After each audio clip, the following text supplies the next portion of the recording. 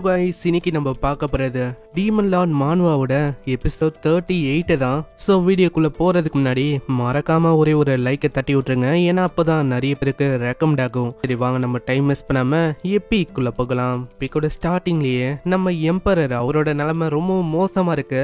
எம்பரரும் சொல்றாரு, ரொம்ப நன்றி வயலட், என்னை வந்து இந்த மாதிரி நிலைமையில பாத்துக்கிறதுக்கு.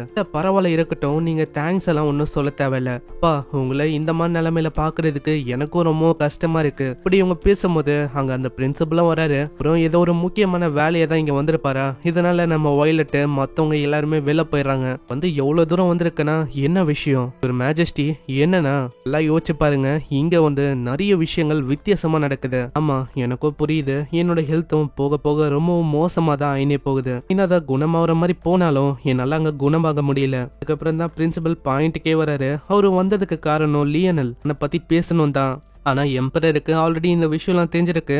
அப்பனா உங்களுக்கு நல்லாவே தெரியுமா? ஆமா, நான் இருக்கிற வரைக்கும் அப்படி ஒன்னும் நடக்க விட மாட்டேன், கவலைப்படாதீங்க. சரி, அவ வந்து அகாடமில எப்படி பண்ணிருக்கா? ஐரினை பத்தி கேக்குறீங்களா? அவ ரொம்ப டேலண்டடானவ, ரொம்ப நல்லா பண்ணிருக்கா. அவளோட ரோலை ஃபியூச்சர்ல நல்லாவே ஃபுல்ஃபில் பண்ணுவா ஒரு பிரின்சஸா. அப்படியா? அதை கேட்கறதுக்கு ரொம்ப சந்தோஷமா இருக்கு. இப்போ நம்ம ஐரின் வந்து அந்த பையனை சந்திச்சாலோ அப்பத்துல இருந்து அவ அப்படியே மாறிட்டா இந்த கடந்த 3 வருஷத்துல. யாரு?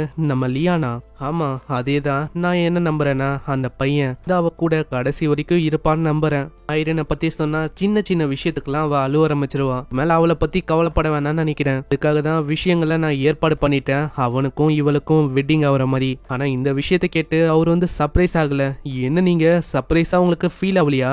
இல்ல, எனக்கு வந்து ஸ்டார்டிங்லேயே தெரியும். இதுக்காக தான் அந்த பையனை நீ ரெக்கமெண்ட் பண்ணியோ? அந்த பையனை பத்தி சொன்னா அவன் ஒரு நாள் கூட கிளாஸஸ் அட்டன் பண்ணதில்ல, ரொம்ப பயங்கரமானவன். அவன் அதான் முதல் குற்றவாளி, அந்த மாதிரி ஒரு பையன். அதே டைம்ல அவன் ரொம்ப டேலண்டடானவன். அவனை மாதிரி ஒருத்தனை நான் இது வரைக்கும் என்னோட வாழ்க்கையில பார்த்ததே இல்ல. நம்ம ஐரின் கூட அவன் இருக்கிற வரைக்கும் நம்ம ஐரின் மேல யாராலையுமே கைய வைக்க முடியாது. நான் கவலைப்படுறது இதுக்கப்புறமா நடக்க போற அந்த விஷயத்துக்காக தான். அப்புறம் வயலட் அங்க போகும்போதே அவன் வந்து கூப்பிடுறான், ஹே வயலட் நில்லு, கிராண்ட் ஃபாதர் வந்து எதுக்கு இங்க வந்திருக்காரு? அதுக்கும் மேல அப்பா கிட்ட என்ன பேச்சாங்க?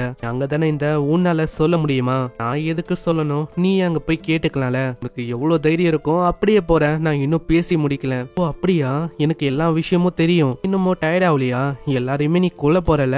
ஆமா, என்ன பேசின்னு இருக்க? ப்ரூஃபே இல்லாம பைத்தியம் மாதிரி இந்த மாதிரி பேசாத. ரீசன் இல்லாம கேட்கல, அதுக்கும் ஒரு ரீசன் இருக்கு. அங்க போற வழியிலையும் அதே விஷயத்த தான் அவன் யோசிக்கிறான். இவளுக்கு வந்து எப்படி இந்த விஷயம் எல்லாம் தெரியும்? இன்ஃபர்மேஷனை யாரு தான் லீக் பண்ணி விடுறா?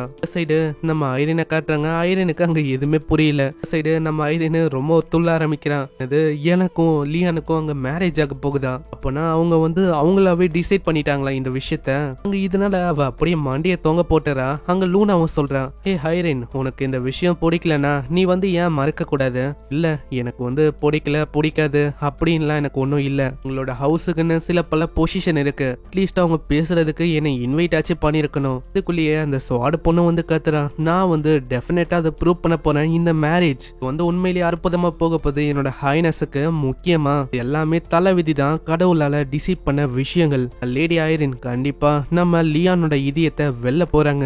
இப்படி கோக்கமாக்கா இது பண்ணிருப்பாளா? கரெக்டா அங்க ஹீரோ வந்து கேக்குறான், மா நீங்க வந்து என்ன இப்படி கத்தின்னு இருக்கீங்க? இது வந்து லைப்ரரி, நீங்க ஒன்னும் கத்தக்கூடாது. உங்களுக்கு புரியுதா இல்ல புரியலையா? ஆனா இதை கேட்டோனே நம்ம ஐரின் அவனை பார்த்தோனே அப்படியே ஓடி போயிடா. ஆமா இவளுக்கு என்னதான் ஆச்சு? சீனியர் ஐரினை பத்தி கேக்குறீங்களா? அது சீனியரா? அந்த பொண்ணு வந்து சீனியர்லாம் இல்ல. என்னோட மென்டல் ஏஜ் வந்து 40. அது முன்னாடி அவ வந்து ரொம்ப சின்ன பொண்ணு. அதுக்கப்புறம் நம்ம லூனா அந்த புக்கை பத்தி தான் கேக்குறான். ஏன்னா அந்த புக்கை பத்தி ஏதாச்சும் க்ளூ கிடைக்குமா அவ தேன் இருக்கா. என்ன புக்கு? அதான் அந்த போரஸோட லேப்ல நம்ம டிஸ்கவர் பண்ண அந்த ஹோலி புக், அதை பத்தி தான். நான் வந்து அந்த டெக்ஸ்ட வந்து ஃபிகர் அவுட் பண்ணிட்டேன். ஓ அந்த புக்கை பத்தி நீ பேசுறியா? அங்க ஹீரோ இன்னொரு புக்கை வந்து கொடுக்கறான். இத பத்தி தெரியுமான்னு. ஒரு ஸ்வாட்மேனுக்கான ஒரு புக்கு தான். இதுல இருக்க வார்த்தைகளை இவங்க படிக்கும் போது அங்க ஹீரோ கிட்ட வருவானா, உங்களுக்கு இன்னமும் ஒரு மாதிரி தான் ஃபீல் ஆகுது. அங்க ஒரு லைனும் இருக்கும், அதை பத்தி நம்ம ஹீரோ கேக்குறான். அதுக்கும் இந்த ஹோலி புக்குக்கும் ஏதாச்சும் சம்மந்தம் இருக்குமான்னு தான் அவ பாக்குறா. நம்ம ஹீரோ அதெல்லாம் ஒண்ணு அவன் தேடி வரல.